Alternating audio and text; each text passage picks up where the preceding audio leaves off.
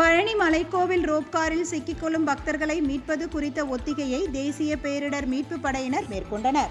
பழனி தண்டாயுதபாணி சுவாமி மலைக்கோவிலுக்கு பக்தர்கள் செல்ல படிப்பாதை, யானைப்பாதை, மின்னிழுவை ரயில் மற்றும் ரோப்கார் ஆகிய வசதிகள் உள்ளன. இதில் ரோப்காரில் 3 நிமிடங்களில் மலைக்கோவிலை அடையலாம் என்பதால் அதில் பயணிக்க அதிக எண்ணிக்கையிலான பயணிகள் ஆர்வம் காட்டுகின்றனர்.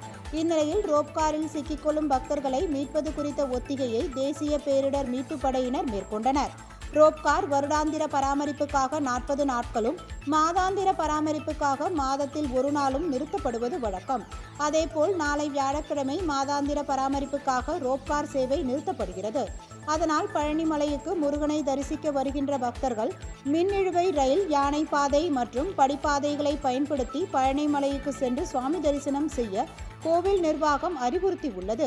விடுமுறை காலம் என்பதாலும் முகூர்த்த நாட்கள் என்பதாலும் தற்பொழுது பழனிக்கு வரும் பக்தர்களின் எண்ணிக்கை அதிகரித்துள்ளது.